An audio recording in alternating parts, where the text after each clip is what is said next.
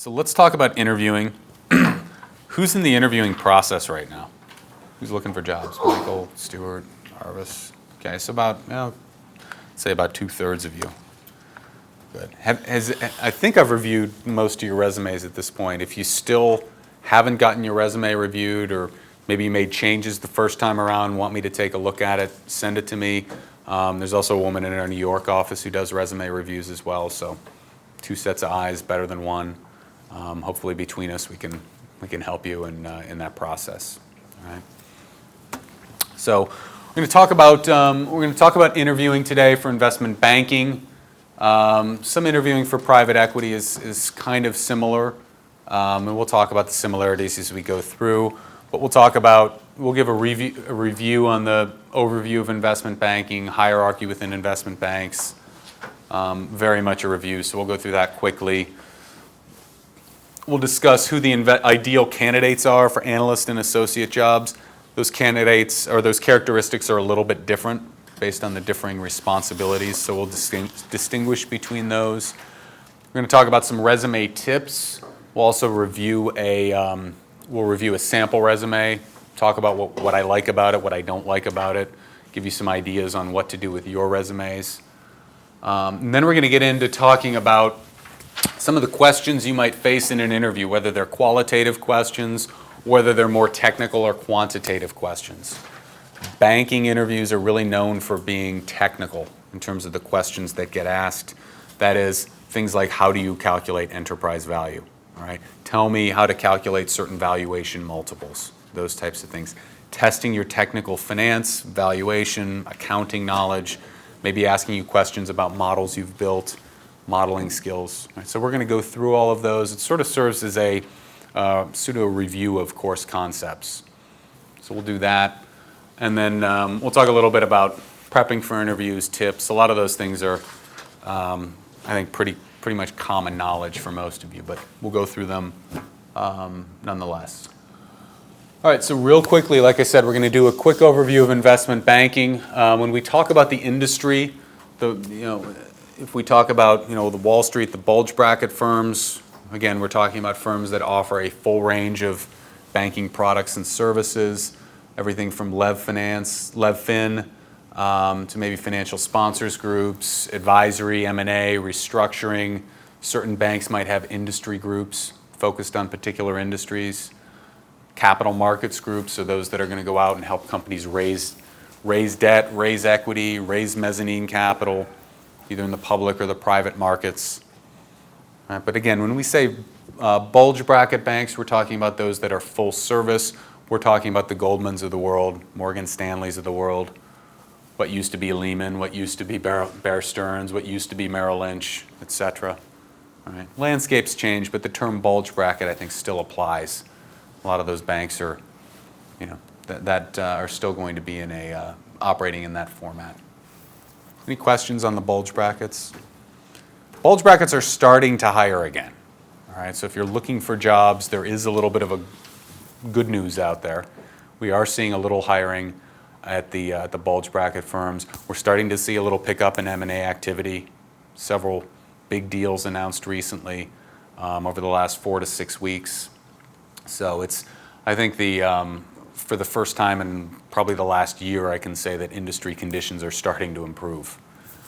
Whether it holds, whether it's going to continue on an uptick for the foreseeable future, who knows? But for now, it looks a little better, at least than it did 6 months ago.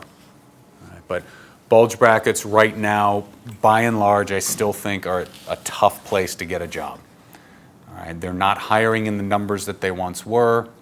And there are a lot of ex-bankers that are out on the street still competing to get back into those jobs. So if you're looking at the bulge brackets, I would say also try and focus some of your time, some of your effort on boutiques, just to, I think, maximize your chances for success. I think if you're looking for jobs, boutiques are probably the best way to go right now. The boutiques did not get into the trouble that the Goldmans and the Morgans and all these different groups got into last year. They didn't have to take TARP funds. Most boutiques are more focused, by and large, on advisory services, maybe doing opinions work, as opposed to having a sales and trading, a proprietary trading group, prop trading, having a research arm. things like that. All right, so boutiques in many cases you might refer to as kind of pure play investment banks as compared to the bulge brackets. Some boutiques might be M&A focused, some might be restructuring focused.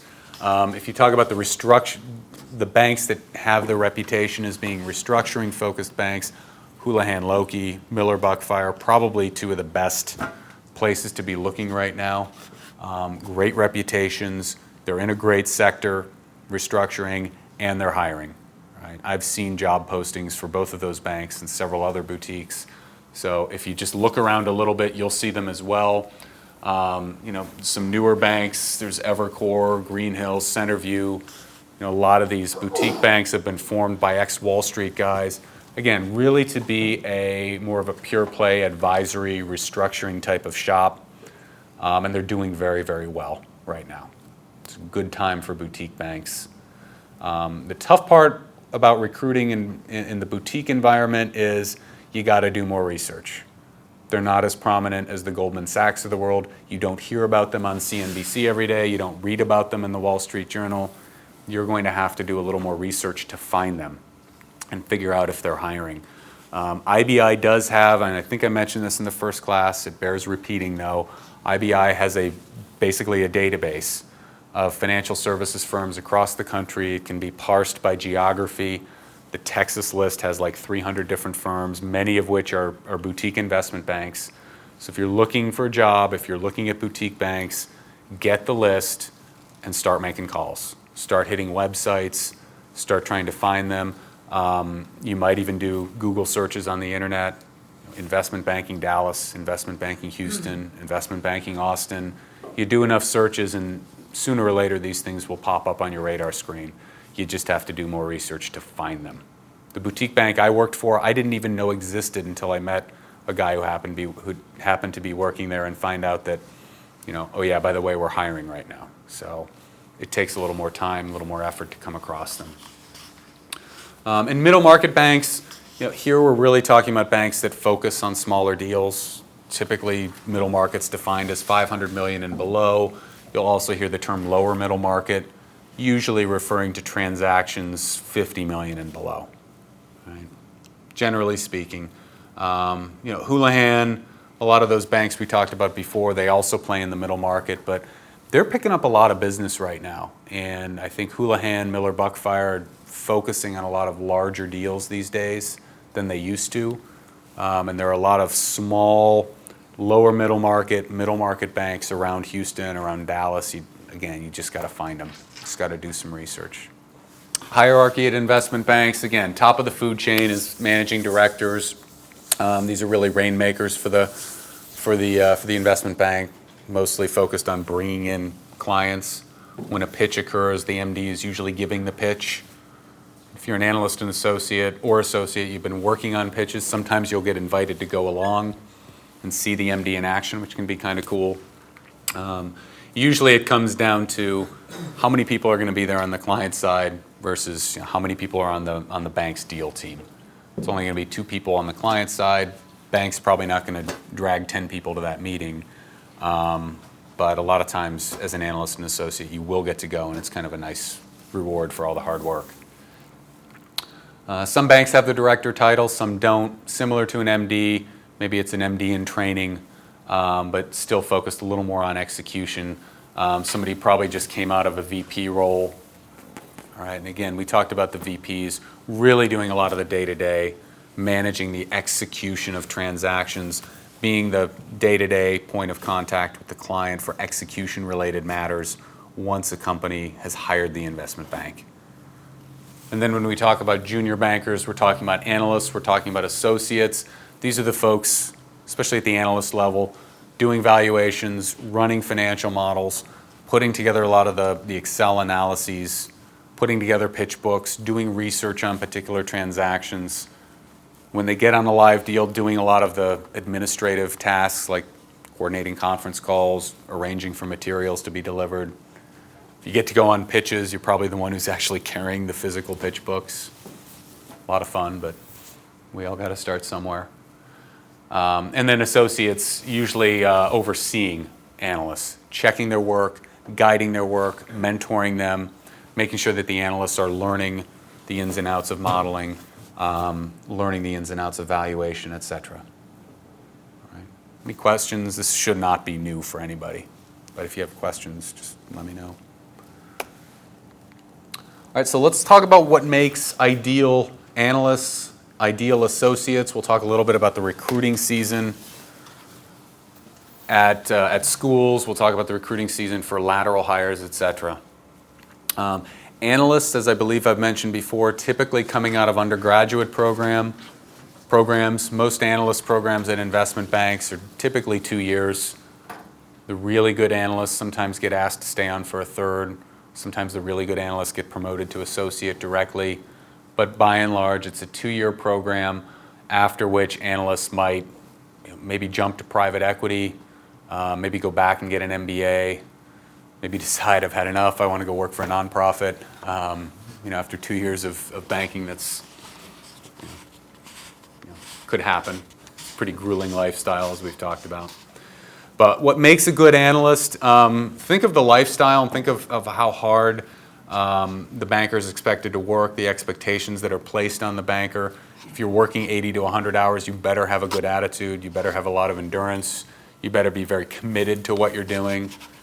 When you're going in and interviewing for banking jobs, you should demonstrate that you understand the commitment level you're going to have to make, and probably not talk about all the fun things you like to do on the weekends, because you're not going to have weekends when you work in investment banking. You will work 7 days a week, especially if you work at a bulge bracket firm. All right. And a key one, I think, is attention to detail. This is something I was not at all good with when I came out of college. Just checking work product, making sure formatting is correct, making sure everything is the way investment bankers need to see it. That's something that I think a lot of people need to learn. If you're good at that, and if you can demonstrate you're good at that, I think that gives you a nice leg up. Because otherwise it's up to an associate to hold your hand and walk you through and teach those types of things. And another important thing that I'll note here is that you don't necessarily need a finance or accounting background. I went to business school with a guy who was an English major, undergrad, came out of undergrad, went into investment banking, and just spent the extra time learning what he needed to learn, learning how to build models, and he's a really sharp guy on top of it too, but did just fine. So you don't necessarily need the finance or accounting degree. I think in this class we've covered a lot of the concepts you need to understand from a finance or accounting perspective, and if you've read some of the pre-work, the basics on corporate finance, the basic accounting methodologies, then you probably will be just fine. Responsibilities, again, should be no surprise, like we've talked about. You're going to spend a lot of time marketing, putting together pitch books, putting together presentations. You're going to run a lot of valuation models. You're going to put together a lot of Excel models, LBO models, financial models, M&A models like we did yesterday, and then on a live deal, you're going to be doing administrative tasks. It's just how it ends up working out. Let's talk a little bit about the associate. Again, like I said before, associates, for the most part, at least at the bulge bracket firms, folks who are coming out of business school with their MBA. Maybe they had a banking background prior to that. Maybe they were an analyst at one point, went back, got the MBA, they're coming out, now they're an associate. Maybe they were in a completely different industry, got their MBA, and decided to go into banking. Really doesn't matter. Typically, this is someone with a graduate business degree, but sometimes, like we said, really good analysts might get promoted to the associate level as well. All right. And a lot of the good traits for an analyst, or traits of a good analyst, make traits of a good associate. But again, associates have a little different job responsibilities than analysts. They're largely overseeing analysts' work, they're mentoring analysts, they're teaching. So obviously need to be good managers, need to be good teachers, need to have those strong understandings of the finance, the accounting concepts, understanding of valuation, because if they're teaching someone, they obviously need to understand it themselves.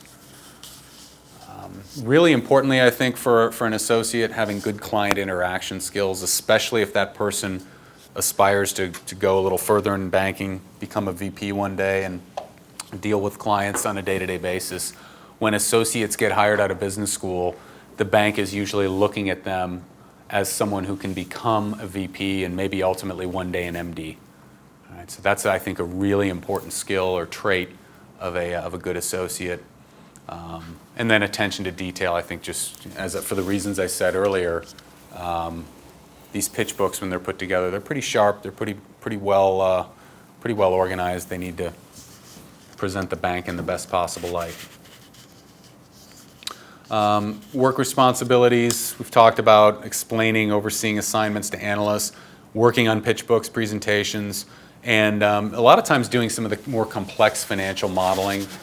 Right? If you've got a really complicated financial model, the associate might take the first crack at it. They might work a little more closely with the analyst in building that model if it's a little more complex than normal.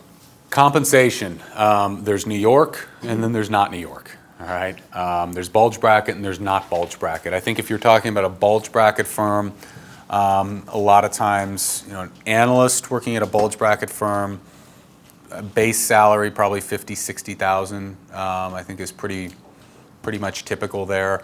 And in a good year, a bonus maybe 1 or 2 times that. All right, so they can be making into 6 figures first couple years out. Probably needs to be a good year for whatever that product is that they're working on, whether it's M&A or capital markets or what have you. The associate side, typically if you're coming out of graduate business school, probably a base of around 120, 125,000 would be pretty typical.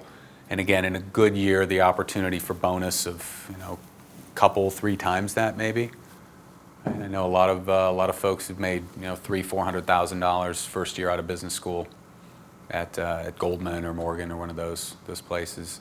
When you talk about VPs, probably someone who's making 200, 250 base in New York, and then can make a couple times bonus that. When you look at, if you read in the Wall Street Journal, you read that average compensation for a Goldman employee was maybe $700,000 or $800,000 last year. You get a sense for the magnitude. The MDs are up in the stratosphere. Everybody else is kind of at the sub 500 level, or maybe around 500 for VPs, 600 or so. So people make very, very good money in banking in New York. If you're talking about banking anywhere else, maybe you're working at a boutique in Houston or a boutique in Dallas, the numbers can change radically. Really depends on the firm, depends on the types of fees they bring in every year, and how that will affect their ability to pay good-sized bonuses. I would say if you're working in Dallas, I think it's a pretty average cost of living city. Maybe an analyst salary of 30, 40 grand out of school, but probably not getting the upside and the bonus that you would if you worked at a bulge bracket firm. So maybe 30 to 40 grand and maybe 20, 30, 40, 50% bonus in a good year. All right. So the numbers go down dramatically when you get outside of New York. Cost of living, obviously, and the fact that you're probably working at a firm that does smaller deals too. So does that make sense? Does that help clarify? If you're in school right now, I know you're getting your MBA right now, career offices will have compensation